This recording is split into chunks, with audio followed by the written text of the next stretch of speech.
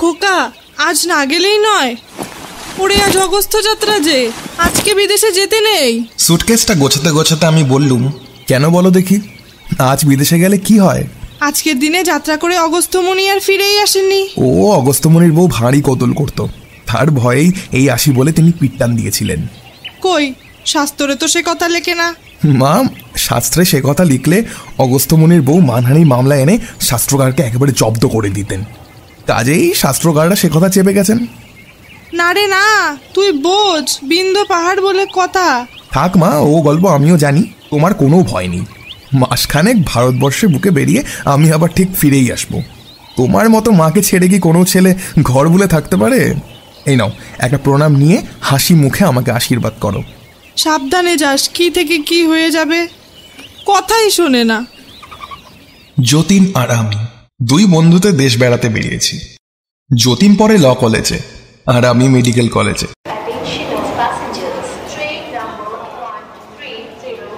হাওড়া স্টেশনে গিয়ে একটা সেকেন্ড ক্লাস কামরায় গিয়ে ঢুকলুম। এ সময় কেউ বেড়াতে যায় না বলেই আমরা বেরিয়েছি। গাড়িতে ভিড় থাকবে না, দিব্যি ধীরে সুস্থে বসে হাত পা ছড়িয়ে আরাম করে যেতে পারবো। প্রথমে আমাদের বেনারস যাওয়ার কথা, সেখানে গিয়ে পৌঁছবো কাল প্রায় দুপুরে। সারা রাত ট্রেনেই কাটাতে হবে, কাজেই আমাদের কামরায় লোক নেই দেখে ভারী আনন্দ হলো। বাইরের কোনো লোক আসার আগেই তাড়াতাড়ি দুখানা বেঞ্চে দুটো বিছানা বিছিয়ে আমরা শুয়ে পড়লুম। শুয়ে শুয়ে দুই বন্ধুতে অনেক গল্প হলো। তারপর ট্রেন যখন বর্ধমান পার হলো, যতীন উঠে আলো নিভিয়ে দিল। খানিকক্ষণ পরে অন্ধকারেই যতীনের নাক ডাকার আওয়াজ শুনতে শুনতে আমারও চোখে ঘুম জড়িয়ে এলো। কতক্ষণ ঘুমিয়েছিলাম জানি না, আচমকা আমার ঘুম ভেঙে গেল। কে আমার গা ধরে নাড়া দিচ্ছে। ধীরে ধীরে উঠে বসলুম। সঙ্গে সঙ্গে সামনের বেঞ্চ থেকে যতীনও ধর্মর করে উঠে বসল। আমি বললুম, যতীন, ঘুম ভাঙালে কেন? আরে আমিও তো তোমাকে ঠিক একই কথা জিজ্ঞেস করতে চাই। তার মানে? তুমি তো আমার গা ধরে নাড়া দিচ্ছিলে। আমি আশ্চর্য হয়ে বললুম, সে কি হে?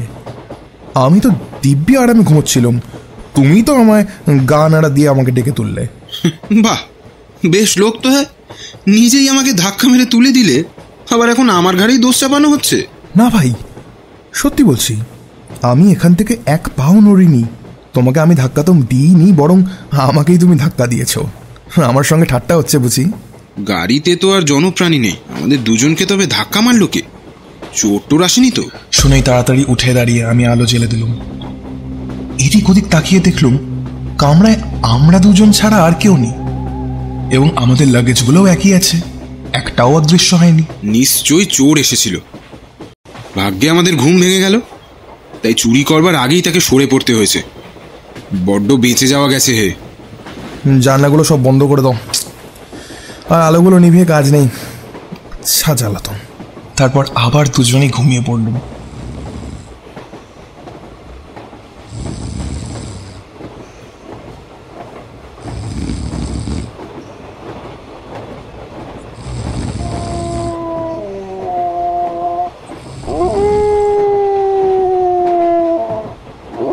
এবারে কেউ আর ধাক্কা মারছিল না। এবারে কামরার ভেতর থেকে পরিত্রাহী স্বরে একটা কুকুর আর্তনাদ করছে। আলো চালিয়ে শুয়েছিলাম, কিন্তু উঠে দেখি কামরার ভিতর ঘুটঘুট করছে অন্ধকার। অন্ধকারে যতীনের গলা পেলুম। উফ, এ আবার কি ব্যাপার? আজ কি যত রাজ্যের আপদ সব এখানেই এসে জুটেছে? কুকুরটা হঠাৎ একবার জোরে কেউ কেউ করে চেঁচিয়েই একবারে চুপ মেরে গেল। আমি বললুম, যতীন, আলো নেভালো কে? জানি না তো, আমি ভাবছিলুম তুমি নিভিয়েছ। কুকুরটা ভেতরেই আছে, বেঞ্চি থেকে পা নামানো যাবে না, বেটা যদি খ্যাক করে কামড়ে দেয়। তোমার টর্চটা কোথায়? আমার পাশেই আছে। জেলে দেখো তো কুকুরটা কোথায় আছে। যতীন টর্চ জেলে দেখতে লাগলো, আর আমি মোটা লাঠি কাঁচাটা মাথায় তুলে প্রস্তুত হয়ে রইল। কুকুরটা যদি তেড়ে আসে তাহলে তখনই তার ভবলীলা সাঙ্গ করে দেব। কিন্তু কামরার কোথাও কুকুরটাকে আবিষ্কার করা গেল না। এখানে কুকুর টুকুর কিছুই নেই। সুইচের কাছে গিয়ে দেখি সুইচ টেপাই আছে। আমি বললুম, অসম্ভব, কিন্তু এই যে কুকুরটা চেঁচাচ্ছিল সে এলোই বা কেমন করে, আর গেলই বা কোথায়? কুকুরটা বোধহয় আমাদের পাশের কামরা থেকে চেঁচাচ্ছিল। আমরা ঘুমের ঘোরে হয়তো ভুল শুনেছি। ঠিক বলেছ, কিন্তু আজকের ঘুমের দফায় ইতি। এসো বসে বসে গল্পই করা যাক। এই বলে আমি বসে পড়লুম এবং মনে হলো সঙ্গে সঙ্গে আমার পাশেই ঠিক যেন আরেকজনকে বসে পড়ল। নিবিড় অন্ধকারে কামরার ভেতর কিছুই দেখা যাচ্ছিল না। বললুম, নিজের বিছানা থেকে হঠাৎ উঠে এলে যতীন? কই, আমি তো এখান থেকে উঠিনি। আমার পাশে হাত বাড়িয়ে দেখলুম কই, কেউ তো নেই সেখানে। তারপরেই শুনতে পেলুম আমার কানে কে কে ফিসফিস করে কথা কইছে।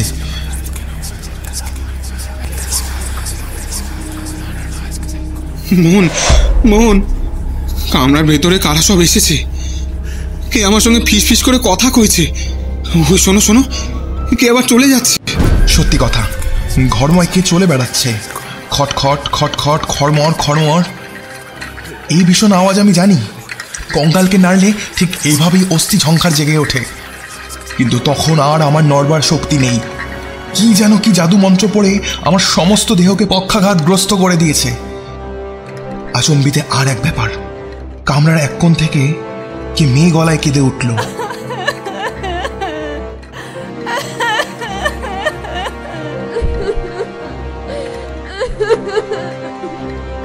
কানের কাছে সেই ফিসফিস কথা, ঘরময় সেই কঙ্কালের সেই ছটফটানি, এক কোণ থেকে মেয়ে গলায় কান্না। গাঢ় অন্ধকারে ডুবে আড়ষ্ট হয়ে বসে বসে একই সঙ্গে সবকিছু শুনতে লাগলুম। যতীনের কোনো সাড়া নেই। সে বোধহয় ভয়ে অজ্ঞান হয়ে যায়নি তো? ও আবার কি, ও আবার কি মার্বেলে গুলির মতো দুটো জ্বলন্ত রক্তের মতো কি চারিদিকে ঘুরে ঘুরে বেড়াচ্ছে। কি ও দুটো অন্ধকারে অগ্নিময় চক্ষু? চোখ দুটো ভাসতে ভাসতে আমার কাছ থেকে হাত তিনেক তফাতে এসে শূন্যে স্থির হয়ে দাঁড়িয়ে রইল, যেন আমাকে খুব ভালো করে নিরীক্ষণ করছে। দেখতে দেখতেই সেই আগুন চোখ দুটো রক্ত নীল হয়ে এলো। রক্ত রঙে যে দুটো চোখকে দেখাচ্ছিল ক্রুদ্ধ, নীল রঙে তাদের দেখাতে লাগলো বিষাক্ত। হঠাৎ কেমন একটা বিদ্যুৎ প্রবাহ এসে আমাকে চাঙ্গা করে দিলে। এক মুহূর্তে আমার সব মোহ কেটে গেল। আমি এক লাফে দাঁড়িয়ে উঠে অন্ধকারের ভেতরেই দু হাতে দুধদার খুশি ছুটতে পাগলের মতো চেঁচিয়ে উঠলাম, আমি তোদের কাউকে ভয় করি না, আমি তোদের কাউকে ভয় করি না। সরে যা, সরে যা, সব সরে যা।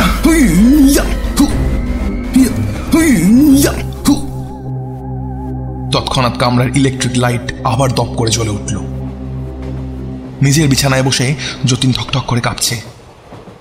তারও অবস্থা আমার চেয়ে ভালো নয়। কামরার ভিতরে আর সেই আগুন চোখগুলোকে দেখা গেল না। কোনো রকম শব্দ বা কান্নার আওয়াজও কানে এলো না। আমরা দুজন ছাড়া আর কেউ সেখানে নেই।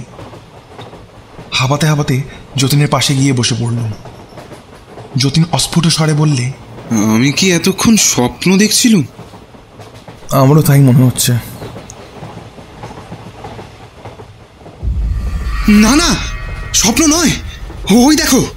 ঠিক যেন শূন্যকে বিদীর্ণ করে ফিনকি দিয়ে কামরার মেঝের ওপর রক্ত ছিটকে পড়ছে। তাজা রক্ত। রক্তে রক্তে ঘর বুঝি ভেসে যায়। শূন্য যেন রক্ত প্রসব করছে। আমি আর সইতে পারলুম না। অ্যালার্ম কর্ড ধরে একেবারে ঝুলে পড়লুম। পর মুহূর্তে প্রচণ্ড একটা ঝাঁকানি দিয়ে চলন্ত ট্রেন থেমে গেল।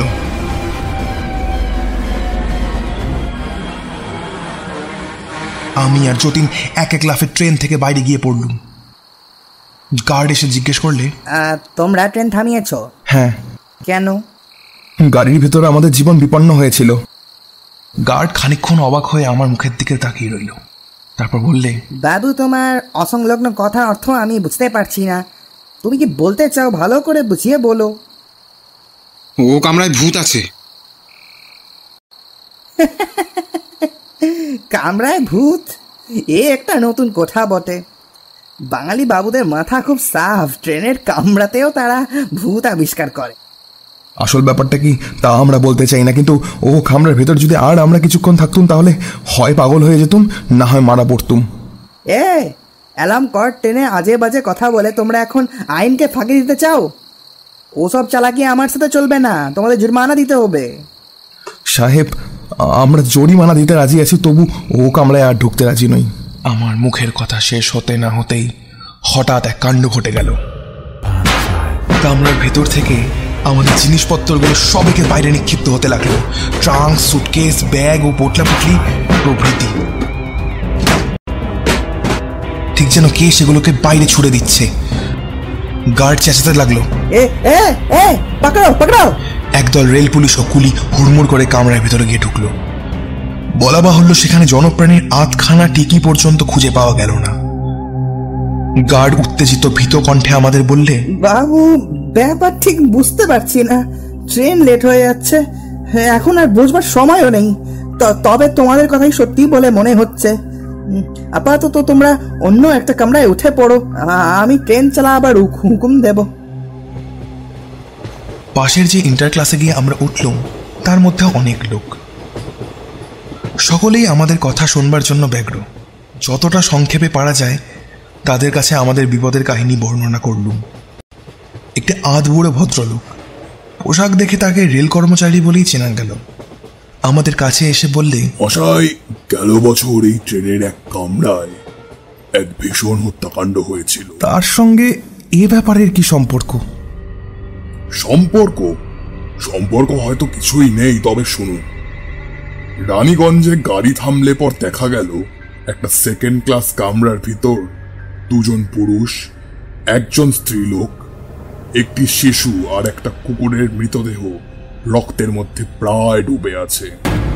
কিন্তু কে বা কারা এতগুলো প্রাণীকে খুন করলো তার কোনো সন্ধান পাওয়া গেল না। একটা কুকুরও ছিল। তার কিছুদিন পরে ওই কামরাতেই 3 জন সাহেব হাওড়া থেকে আসছিল, কিন্তু রানীগঞ্জের কাছেই তারা গাড়ি থেকে নেমে পড়ে। স্টেশন মাস্টারের কাছে অভিযোগ করে যে কামরার আলো নিভিয়ে দিয়ে কারা নাকি তাদের ভয়ানক ভয় দেখিয়েছে। কিন্তু অনেক খোঁজাখুঁজির পরেও যারা ভয় দেখিয়েছিল তাদের পত্তা পাওয়া গেল না। সে আর ভূতকে কি কখনো খুঁজে পাওয়া যায়? মানুষকেই ভূতেরা খুঁজে বার করে। তারপর প্রায়ই ওই রকম সব অভিযোগ উঠতে লাগলো। আর লক্ষ্য করার বিষয় যে অভিযোগ প্রত্যেকবারই রানীগঞ্জ স্টেশনে। কেবল আপনারাই রানীগঞ্জ পার হতে পেরেছেন। হ্যাঁ, রানীগঞ্জ কেন, আর একটু হলেই আমাদের ভবনদীর পাড়ে চলে যেতে হতো। যতীন, মায়ের কথা আর কখনো ঠেলব না। সত্যি আজকে যাত্রা বড়ই অশুভ।